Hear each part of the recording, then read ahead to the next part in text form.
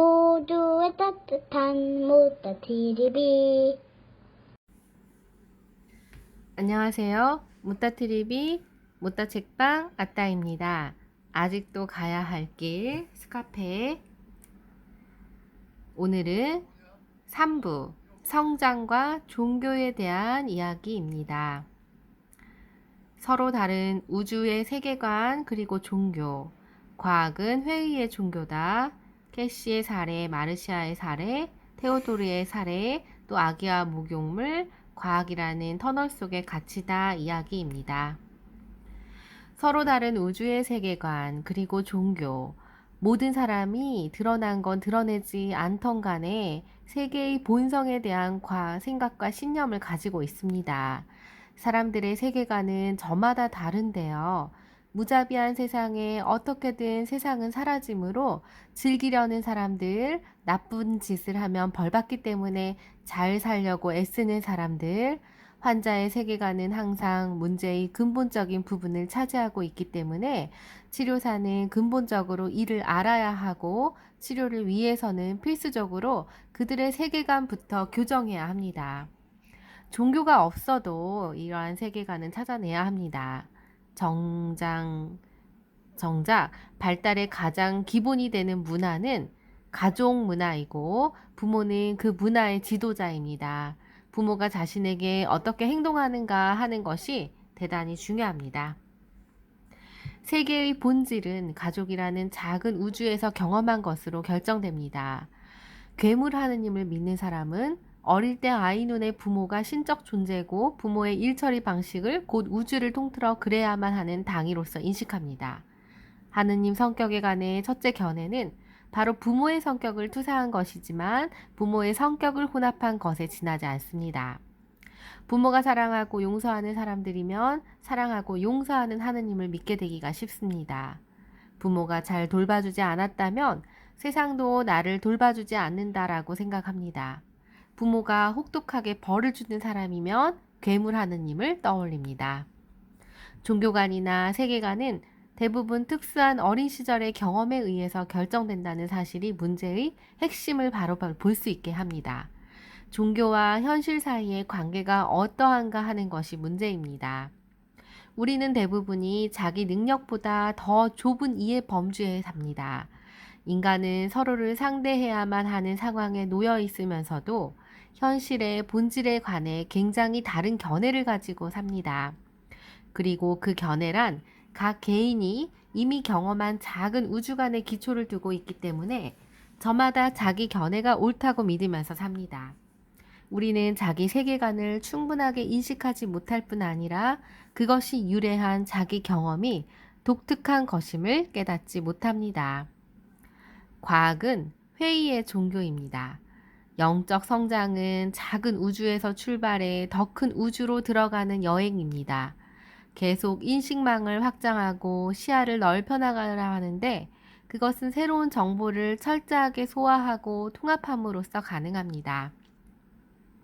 인식을 넓히는 과정이 이 책의 주된 주제인데요. 사랑은 자기 확장이고 미지의 세계에 뛰어드는 것이 중요하다고 했습니다. 넓은 시야 발달을 위해 좁은 시야를 죽여야만 하고 성스러움으로 가는 길은 모든 것을 회의하는 것에서 시작합니다. 실제로 경험하지 않는 한 우리는 안다고 할 수 없습니다. 과학적인 훈육은 경험으로 시작되지만 단순한 경험 그 자체만을 믿을 수는 없습니다. 그것을 믿기 위해 그 경험이 실험 형식으로 반복되어야 합니다. 그 경험은 정당성이 입증되어야 하는데 다른 사람도 똑같은 처지에서 똑같은 경험을 해야 한다는 얘기입니다. 여기서 중요한 단어는 실제, 조사, 지식, 의심, 경험, 훈육입니다. 일상적으로 사용하는 단어들인데 과학은 회의의 종교입니다.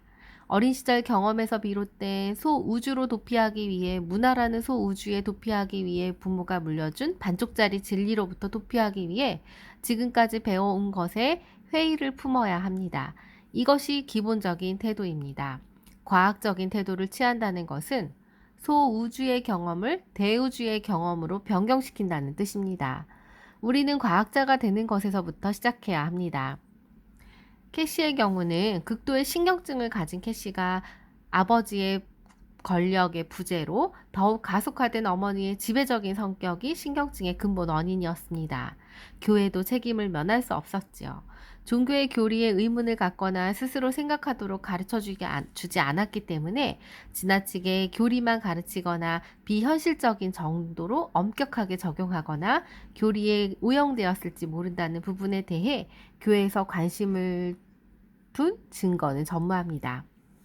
마르시아의 경우도 있는데 부유한 가정에 자기 일에 바쁜 부모 안에서 그녀는 감정적으로 늘 엄격했고 먼 거리를 두고 불쌍한 부잣집 소녀 같은 심리적인 고아였습니다. 무신론자라고 생각했는데 참 이상하죠. 하느님이 정말로 계시는 게 분명해요. 하느님 없이 어떻게 세상에 이렇게 오를 수 있겠어요? 하느님을 무의미하게 느꼈지만 꽤 의미 있게 생각하는 상태로 옮겨갔습니다. 치료사가 없다면 그들의 종교적인 개념은 어떤 방법으로도 바뀌지 않았을 것입니다. 테오도르의 경우는 사랑하는 사람이 떠나고 친한 친구가 죽음으로 인해서 산속에서 6년간 혼자 지내는 운둔자가 되어서 삶에 대한 열정이 없어서 찾아왔습니다. 하느님은 모든 것을 빼앗아 가버렸다고 생각했고요. 치료하면서 고통만 주시는 하느님이 아닌 밝은 면이나 자살하려고 파도 속에 살게 된 것은 당연한 게 아니라 큰 축복이자 기적이라는 언급을 하면서 밝은 면을 찾게 도움이 되었습니다. 형들이 어릴 때 무엇이든 열정을 갖고 말하면 놀리고 부모님은 사랑하는 것을 늘 빼앗아 버렸기 때문에 항상 비밀로 하려고 열정을 묻어두었습니다.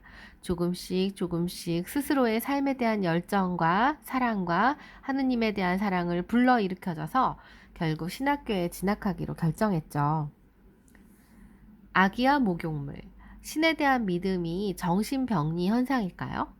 만약 어린 시절에 배운 것, 지역적인 관습, 미신의 진흙탕 속에서 뛰쳐나오기 위해서라면 이것을 반드시 짚고 넘어가야 할 문제입니다. 단순히 해결을 바라는 과학자들이 하느님의 실제를 회의하게 될 때는 두 가지 함정에 빠집니다. 첫째는 아기의 목욕물과 함께 아기를 같이 내버리는 것입니다.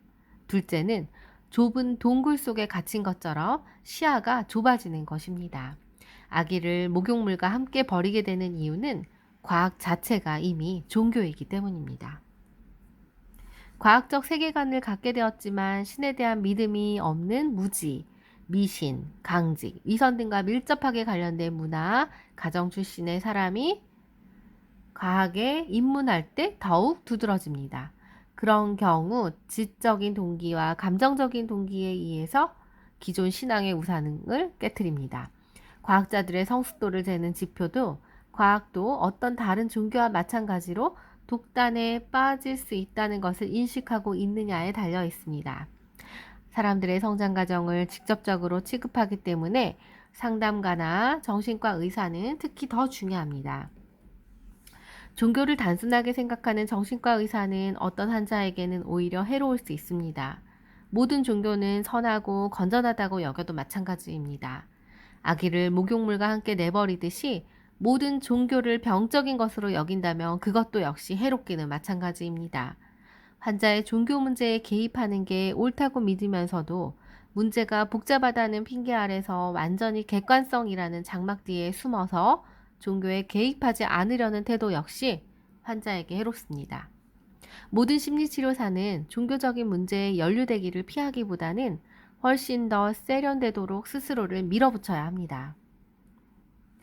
과학이라는 터널 속에 갇히다. 과학자들이 아이를 목욕물과 함께 내던져버리는 중요한 이유는 아이를 보았기 때문입니다. 하느님이 실제한다는 증거를 보지 못하는 것도 그들의 같은 종류의 좁은 시야를 가졌기 때문입니다. 이것은 스스로 만든 심리적인 눈 가리개로 자신이 영혼의 영역에서 주의를 돌리는 것을 막고 있습니다. 이 과학적인 터널 시야를 지닌 이유는 무엇일까요? 방법론적인 문제입니다. 과학은 경험이나 정확한 관찰, 검정 가능성을 매우 중요시하므로 특히 눈에 보이는 것들, 측정을 강조합니다. 측정은 과학적인 우상이 되어버렸습니다. 측정할 수 없으면, 눈에 보이지 않으면 거부하는 태도를 기르게 되었고, 만질 수 없는 것은 모두의 회의와 관찰 대상에서 제외시켜 버렸기 때문입니다. 하느님에 대한 문제도 포함됩니다. 과학적인 시야가 팽창하고 있습니다. 우리의 시야 밖에 있는 것은 이제 아무것도 없습니다. 무엇이든 연구하기로 마음먹으면 항상 그 방법을 찾을 수 있죠. 과학과 종교 사이의 중간지대는 늘 흔들리는 위험한 장소인데요. 우리는 기적의 다양한 모습과 초감각적인 직관과 영적인 것, 초자연적인 것에 대한 현상을 다룰 것입니다. 기본적으로 우리는 분별력을 유지하고 있어야 합니다. 초자연적인 현상의 전체 영역은 희미하고 모호하기 때문에 무엇보다 중요한 것은 이 현상에서 건전한 회의주의를 갖고 접근해야 합니다. 그렇지 않으면 우리는 자신과 다른 사람들을 잘못 인도하게 됩니다. 사람들을 잘못 인도할 수 있는 것 중에 회의주의적인 자세에 엄격한 현실검증 태도가 결여된 상태에서의 사물인식입니다. 이는 심령현상이 실제를 공공연하게 참성하는 사람들에게 빈번히 일어나는데요. 그런 사람들이 이 분야에서 나쁜 영향을 끼칩니다.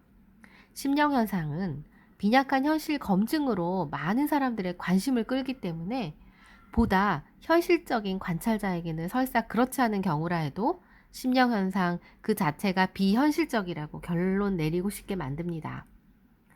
터널 속에서 보는 식의 이런 과학적인 태도가 현실을 왜곡시켜서는 안 되는 것처럼 회의를 위한 우리의 비판 능력과 역량도 영적인 영역에 눈부신 아름다움으로 눈멀어서는 안 됩니다. 감사합니다.